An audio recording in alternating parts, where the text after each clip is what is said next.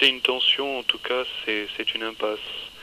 Car quand on a un petit peu discerné pour quelqu'un qui cherche une certaine forme d'éveil, c'est-à-dire qui a discerné une certaine inanité dans une certaine forme de recherche effrénée, soit dans les livres, soit autre part, c'est-à-dire qui reconnaît qu'il faut commencer par chercher la réponse en soi, eh bien, dans ce cas, qu'est-ce qu'être actif et où est-ce que mène l'action, ou agir tout simplement, et qu'est-ce qu'être passif, et qu'est-ce qu'on fait quand on ne fait rien, faire ou ne pas faire, et quoi et comment. C'est seulement le problème et l'espèce d'impasse dans laquelle je suis que je voulais énoncer. Oui, oui, oui, oui, oui. Là, tu fais état effectivement de là où tu en es. Sur quel point tu veux qu'on essaye de dialoguer? Hein? Attends, là, il y a un problème avec le potentiomètre. Sur quel point tu veux qu'on dialogue précisément, si tu le souhaites? Eh bien, sur quelle voie, disons, si je le savais, j'appellerais pas. C'est peut-être une manière d'éluder, mais justement, euh, c'est peut-être aussi inutile de lancer hors de soi une question qui se résout en fait à comment chercher. C'est peut-être inutile, peut-être que personne ne peut aider à chercher et qu'on ne peut que trouver. Moi, je sais que certaines choses, quand je décide d'agir, quand je décide de chercher, puisque j'alterne entre périodes d'action et périodes de passivité, je parle là de passivité absolument complète. Est-ce que passivité veut dire non-réceptivité, par exemple? Ce problème de réceptif, non-réceptif. Je sais que euh, je me sens raisonner à certaines choses, certaines lectures. J'ai des lectures assez diverses. André, Oui, je suis là. oui, Oui. Tu dialogues avec moi ou pas? oui, Bon. Est-ce qu'on peut être plus concis et puis qu'il y ait un... Le dialogue, ça veut dire quand même une dynamique de d'émission-réception, réception-émission. bien sûr. Alors de quoi est-il question? Qu'est-ce que... Ou si... Tu vois? Là, où est-ce qu'on en est? Est-ce que est-ce qu'il y a des dialogues possibles entre nous ou pas? Si tu vois non, bon, ben, je te laisse poursuivre pendant quelques minutes. Tu énonces de façon nette ce qui est, et puis voilà, on en reste là. Bien, j'ai énoncé mon problème de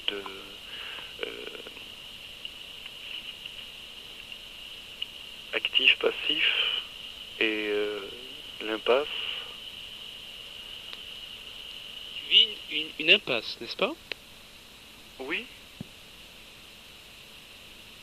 dans la mesure où euh, je ne sais pas comment chercher, et peut-être que... André, Oui, chercher quoi?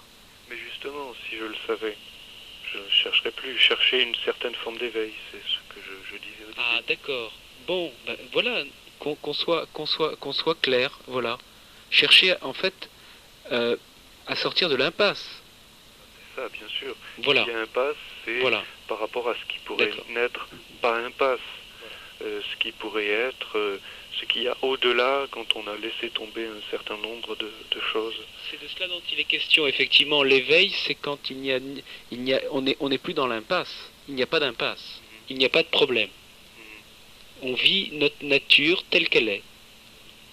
Si je puis dire, le mot éveil dit nous sommes dans notre nature fondamentale, sans tension, sans conflit.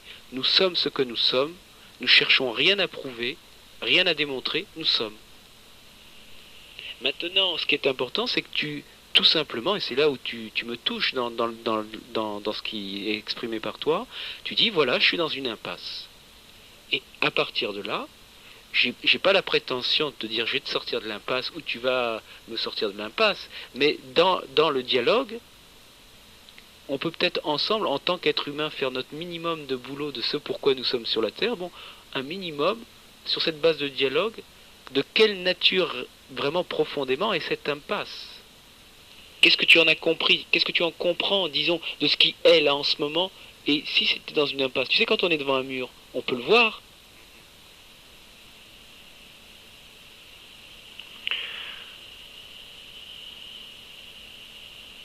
Parfois j'ai l'impression que c'est la résistance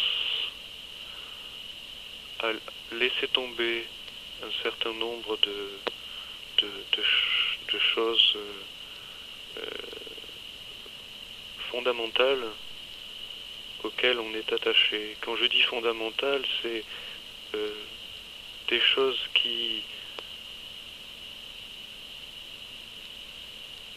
qui se rapportent à ce qu'on sent être, l'être lui-même.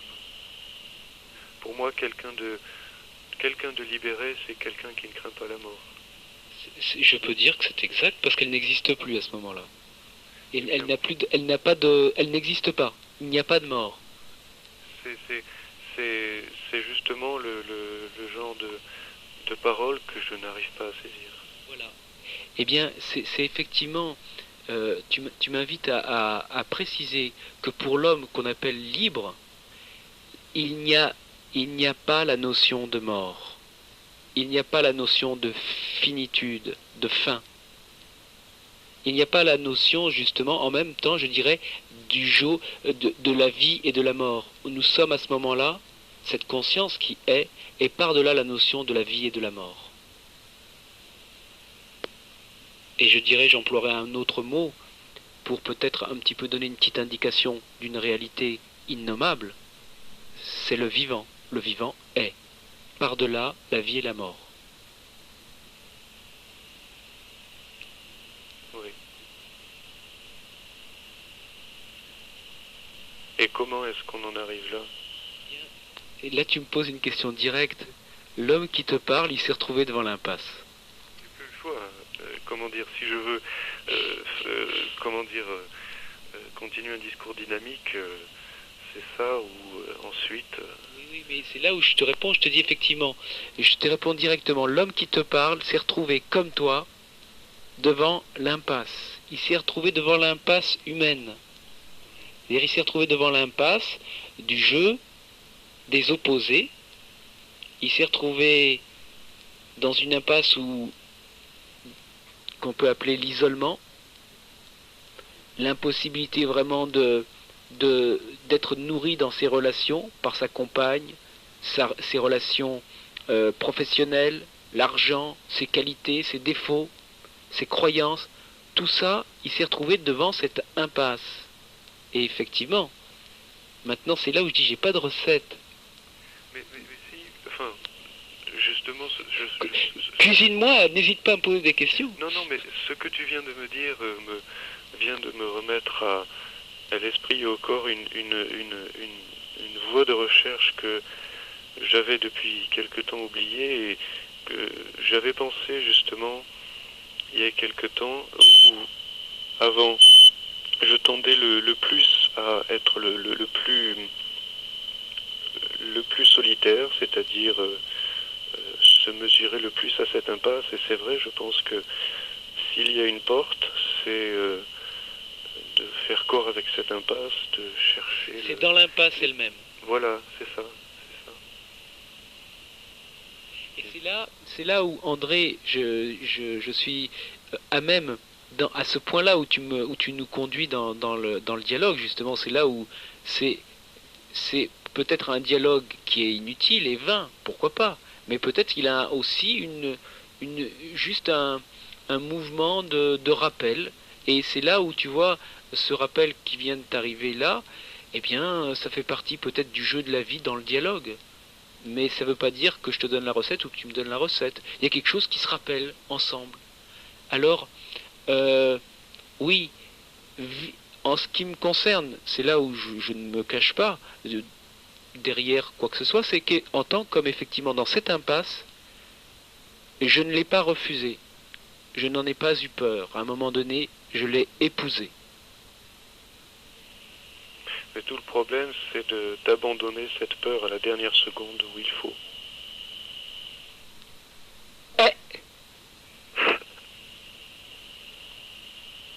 Qu'est-ce que ça veut dire?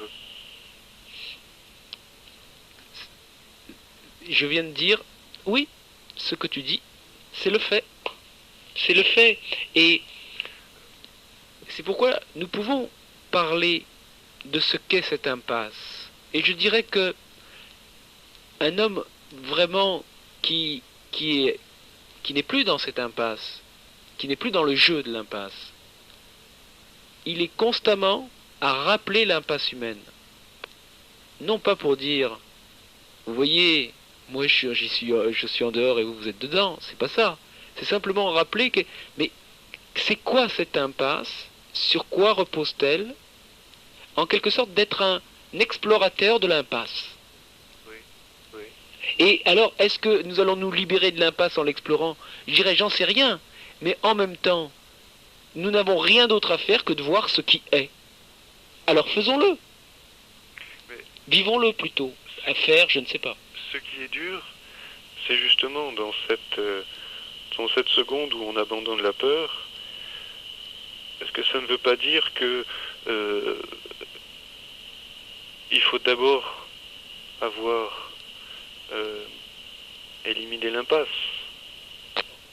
André, il y a une chose que je vois, c'est cette impasse. C'est pourquoi nous avons tenté le dialogue au départ sur le couple et la polarité masculin-féminin, pour inviter les auditeurs et nous-mêmes à nous rappeler sur quelle base humaine nous sommes. Et c'est là où toi tu arrives, là, fouc, tu nous amènes directement au fait, c'est que à force d'être dans la confusion de ces principes, où ces principes sont dans un jeu confusionnel, eh bien, l'être humain, inéluctablement, se retrouve, et je dis bien inéluctablement, quoi qu'il fasse, il est dans l'impasse humaine. Et c'est là où il y a toute une merveille de l'impasse, où, à un moment donné, l'être humain est peut-être quelque chose qui doit être dépassé. Comment? Je ne donnerai pas la clé maintenant, hein, là, dis donc. Oui. Est-ce qu'il y a une clé verbalisable? Je taquine là parce que on cherche tous la clé, mais je peux dire que il y a certainement, si c'est à toi d'être beaucoup plus tenace dans ton questionnement, ensemble je dis bien, pour que nous voyions, est-ce que tu as touché pour toi comment se formule l'impasse, quelles sont tes peurs, quels sont tes attachements, et si tu les vois clairement, et tu dis ce sont des attachements, c'est illusion, mais ce qui est illusion, abandonne-le, laisse tomber, let down, let it be. Oui. Quels sont tes attachements? Mes attachements,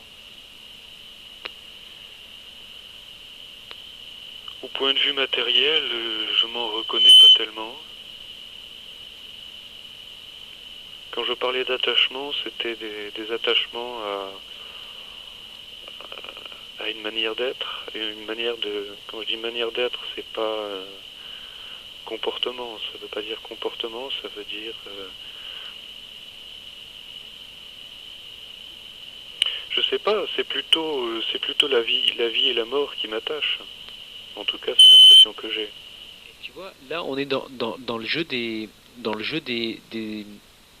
opposés apparents, hein. Vie, mort, ça t'attache. Est-ce que tu peux explorer simplement quelle est la nature, qu'est-ce que c'est que cet attachement? Pourquoi cet attachement plutôt que pas d'attachement? Pourquoi oui. Pourquoi